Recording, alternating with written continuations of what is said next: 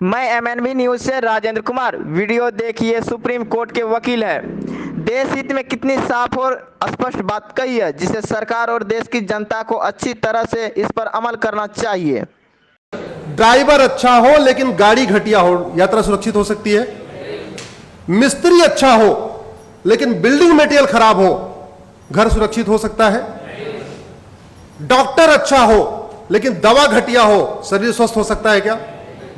ऐसे ही शासक कितना ही अच्छा हो, कितना ही मेहनती हो, कितना ही ईमानदार हो, कितना ही राष्ट्रभक्त हो, लेकिन अगर कानून घटिया है, न्यायिक व्यवस्था जो है कमजोर पड़ गई है, तो याद रखिए न माओवाद कम होगा, न नक्सलवाद कम होगा, न अलगाववाद कम होगा, न धर्मांतरण कम होगा, न जिहाद कम होगा, न मजहबी उन्माद कम होगा, न कट्टरवाद कम होगा, न घूसखोरी कम होगी, न जमाखोरी कम होगी, न मिलावटखोरी कम होगी, न कालाबाजारी कम होगी, न नशा तस्करी कम होगी, न मानव तस्करी कम होगी। कुछ भी कम नहीं होगा।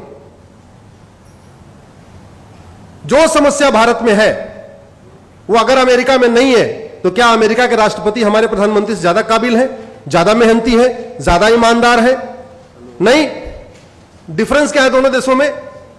कानून। That's it. केवल और केवल, केवल और केवल। और याद रखिए, अगर आप इसको सुधारेंगे नहीं तो कुछ भी ठीक नहीं हो, कुछ भी ठीक नहीं हो सकता। आखिर क्या कारण है भारत में रोहिंग्या बांग्लादेशी घुसपैठी आते हैं? एक मेरी पीआईएल चल रही है, माननीय विकास सिंह जिसमें अपेयर भी करते हैं।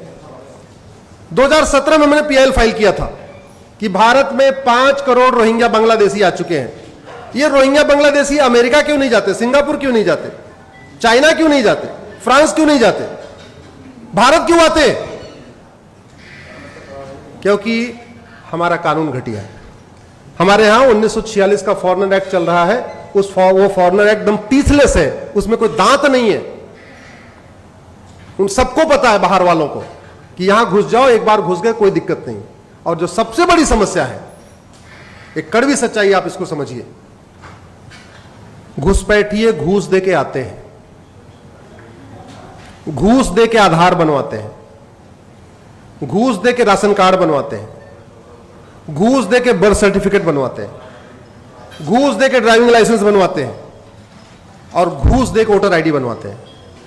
अब सवाल यह है कि भारत में लोग 2-2, 3-3 हजार रुपए दे के 5-5, मतलब 10-12 हजार रुपए में 5-6 डॉक्यूमेंट तैयार करा लेते हैं। ऐसा अमेरिका सिंगापुर में क्यों नहीं करा लेते? क्योंकि हमारे यहां आप फर्जी डॉक्यूमेंट बना दीजिए आधार। अब वो आधार आपने फर्जी बनाया है, यह सिद्ध करने के लिए कम से कम डिस्ट्रिक्ट कोर्ट से लेकर सुप्रीम कोर्ट तक आपको लड़ना पड़ेगा। हमारे यहां लोग फर्जी पासपोर्ट बना के क्यों, कैसे दे देते हैं? फर्जी ड्राइविंग लाइसेंस, घर बैठे बैठे ड्राइविंग लाइसेंस मिलता है कि नहीं मिलता? घर बैठे बैठे और वोटर आईडी आती है, घर बैठ के आपके आधार आता है, घर बैठ के आपका राशन, सारे डॉक्यूमेंट कैसे आ जाते हैं? इसलिए मैं फिर से कह रहा हूं कि अगर आप वास्तव में इस देश को सुधारना चाहते हैं, हम चाहते हैं इस देश में रूल ऑफ लॉ हो, इस देश में कानून का शासन हो, तो सबसे पहले हमें कानून बदलना पड़ेगा। और जिसकी कोई लागत नहीं है, जिसकी कोई लागत नहीं है, कानून बदलने की कोई लागत नहीं है। हम हजारों करोड़ रुपए खर्च करके हाईवे बना लेते हैं, हजारों करोड़ रुपए खर्च करके एयरपोर्ट बना लेते हैं, हजारों करोड़ खर्च करके हम रेलवे लाइन की बिछा लेते हैं, लेकिन हम कानून नहीं बनाते जो फ्री में बन सकता है। 1 लाख करोड़ रुपए खर्च करके आप हाईवे बनाएंगे, ज्यादा से ज्यादा उसमें 1 करोड़ लोगों को बेनिफिट होगा। 1 लाख करोड़ रुपए खर्च करके आप मुंबई दिल्ली का एक्सप्रेसवे बनाएंगे, उस पे 1 करोड़ लोगों को फायदा होगा, उतने लोग चलेंगे। लेकिन आप फ्री में अच्छा कानून बना दीजिए, 140 करोड़ लोगों को फायदा होगा। भारत में जुडिशियल रिफॉर्म खर्च करने पे ज्यादा से ज्यादा 10,000 करोड़ का खर्चा आएगा, मैक्सिमम 10,000 करोड़। इतना तो हमारे देश में चुनाव के बाद लोग मुफ्त में बांट देते हैं। कोई कलर टीवी बांट रहा है, कोई वॉशिंग मशीन बांट रहा है, कोई जो है मंगलसूत्र बांट रहा है, किसी किसी राज्य में अलग अलग, कोई किसी राज्य में लैपटॉप बांटा जा रहा है, किसी राज्य में स्मार्टफोन बांटा जा रहा है, कुछ न कुछ फ्री में बांटा जा रहा है। ये कितने दुख की बात है हम आजादी की 75वीं वर्षगांठ मना रहे हैं। हमारा थाना आज भी अंग्रेजी कानूनों से चलता है, हमारी तहसील आज भी अंग्रेजी कानूनों से चल रहा है, हमारा जिला आज भी अंग्रेजी कानूनों से चल रहा है, हमारा हाई कोर्ट आज भी अंग्रेजी कानूनों से चल रहा है, हमारा सुप्रीम कोर्ट आज भी अंग्रेजी कानूनों से चल रहा है। हम इतने सक्षम नहीं हुए कि हम अपना कानून अपने हिसाब से वर्तमान रिक्वायरमेंट के हिसाब से बना लें। मंगल पे जाने की तैयारी, चंद्रमा पे पहुंच गए, मंगल पे तैयारी चल रही है, बड़े बड़े रॉकेट लॉन्च कर दिए, लेकिन मैकाले का बनाया हुआ 1860 का इंडियन पिनल कोड हम नहीं बदल पाए। मैं भी अमेरिका का फेडरल पिनल कोड पढ़ रहा था, तो मैं उसमें कंपेयर कर रहा था कि जो घटना उदयपुर में हुई है, अगर यह घटना अमेरिका में हुई होती तो कितनी सजा मिलती। हमारे इंडियन पिनल कोड में एक धारा है 302, मर्डर। पति पत्नी को मारे तब भी 302, भाई भाई को मार दे तब भी 302, सड़क पर रोड रेज हो जाए तब भी 302, आतंकवादी मार दे तब भी 302, एक बिस्वा जमीन की लड़ाई हो जाए, मर्डर हो जाए तब भी 302, 10 बीघे जमीन की लड़ाई मर्डर हो जाए तब भी 302। हमारे पूर्वांचल में कहावत है, सब धान 22 पसेरी। जो लोग पूर्वांचल के होंगे जानते होंगे। अमेरिका का मैं फेडरल पिनल कोड पढ़ रहा था, मर्डर की अलग धारा, बुचरिंग की अलग धारा, जेनोसाइड की अलग धारा, हेट क्राइम की अलग धारा, टेररिज्म की अलग धारा। तो जब मैंने कैलकुलेट किया तो पता चला कि कन्हैया को जिसने मारा उदयपुर में, अगर उसने अमेरिका में मर्डर किया होता उसको 550 साल सजा होती। अमेरिका में कितनी होती?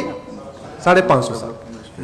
भारत में कितनी होगी? आजीवन कारावास, फांसी नहीं होगी।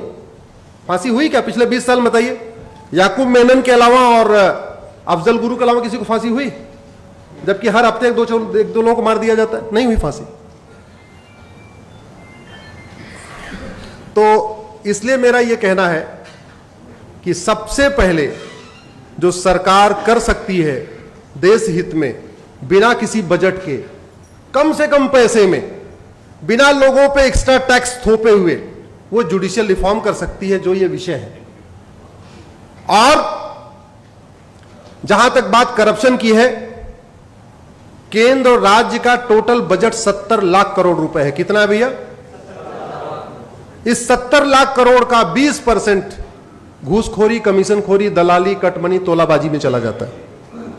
70 लाख करोड़ का बजट का 20% का मतलब हुआ 14 लाख करोड़। यह 14 लाख करोड़ बचाया जा सकता है। यह 14 लाख करोड़ बचाया जा सकता है अगर उस पर गंभीरता के साथ चर्चा हो। कैसे बच सकता है? सरकार 80 करोड़ लोगों को मुफ्त में राशन दे रही है। इसका मतलब 80 करोड़ लोग पर डे 150 रुपए से कम खर्च करते हैं। सरकारी आंकड़े बताते हैं कि 110 करोड़ लोग पर डे 100 रुपए से कम खर्च करते हैं। तो भारत के 110 करोड़ लोग पर डे 100 रुपए से कम खर्च करते हैं, यानी 80% लगभग। जो 20% लोग 100 रुपए से ज्यादा खर्च करते हैं, उनके पास एटीएम है, पेटीएम है, भीम है, यूपीआई है, डेबिट कार्ड है, क्रेडिट कार्ड है। तो फिर ये 500 और 2000 की नोट किस लिए? जो 20% लोग 100 रुपए ज्यादा खर्च करते हैं, उनके पास सब है। जो खर्च नहीं करते, उनको 2000 नोट की जरूरत नहीं है। अगर हम 100 रुपए से बड़ी नोट बंद कर दें तो 25% भ्रष्टाचार तुरंत खत्म हो जाएगा, तुरंत खत्म हो जाएगा। और भ्रष्टाचार खत्म होने का मतलब 25% भ्रष्टाचार खत्म होने का मतलब 25% घुसपैठ खत्म हो जाएगी, 25% धर्मांतरण खत्म हो जाएगा, 25% अलगाववाद खत्म हो जाएगा, 25% आपका खालिस्तानी अलगाववाद खत्म हो जाएगा। सभी जितनी देश विरोधी गतिविधियां हैं सब 25% कम हो जाएंगी, क्योंकि कोई भी देश विरोधी एंटी नेशनल एक्टिविटी फ्री में नहीं होती, सब बाकायदा पैसे से होती है।